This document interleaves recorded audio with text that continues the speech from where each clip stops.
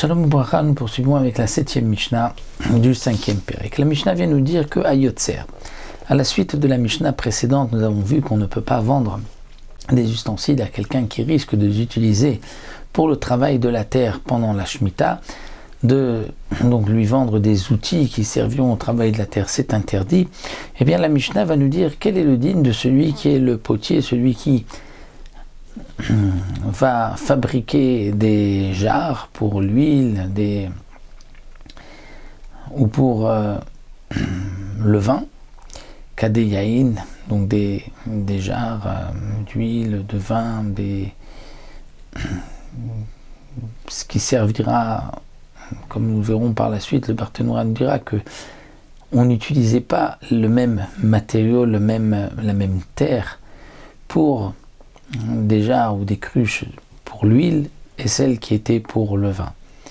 Donc le yotzer, le potier, celui qui fabrique ces cruches, ces jarres, mocher, il pourra vendre chamesh kade shamen. Il pourra vendre à celui qui est soupçonné de travailler pendant la Shemitah la terre. Il pourra lui vendre 5 jarres vides où on pourrait mettre de l'huile. Chamesh esrei kade yain, et pour le vin 15 jarres pour mettre du vin. Chez Kendarko la vimina efker, puisque c'est la quantité que lorsque quelqu'un va se servir d'un champ qui est efker, pendant la Shemitah on peut prendre, tous les champs sont ouverts, généralement on prend une quantité de quoi remplir 15 cruches de vin, 5 d'huile. En lui vendant 20 d'un coup, peut-être qu'il va utiliser les 20 pour le vin. Non, il n'y a pas cette crainte, puisque comme nous l'avons dit, les cruches pour l'huile et celles pour le vin ne sont pas les mêmes.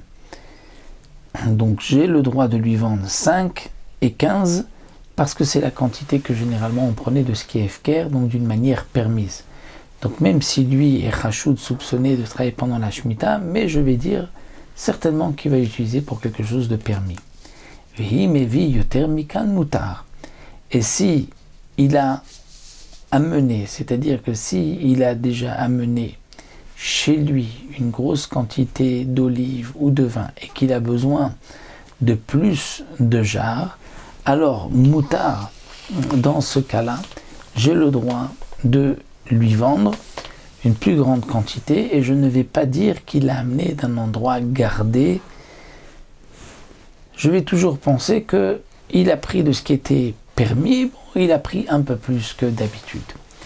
Dernier dit, nous mocher les ovdei kochavim baaretz. On pourra vendre à des non-juifs en Eretz Israël et on ne pensera pas que le non-juif va ensuite le revendre à un juif qui va lui transgresser.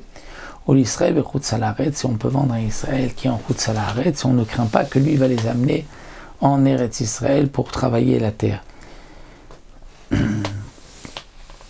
Donc ici la Mishnah vient nous dire que chaque fois que l'on peut penser que ce que l'on vend va être pour une utilisation permise, nous avons le droit de vendre même à celui qui est chachoud à la chevite. Mais si il y a une crainte qu'il va utiliser, si on lui vend de grosses quantités, donc il va prendre d'une manière qui n'est pas efker, puisque efker on ne prenait pas tout un champ, on ne ramassait pas d'un coup tout le raisin, donc on ne pouvait pas avoir besoin de plus de 15 cruches de vin.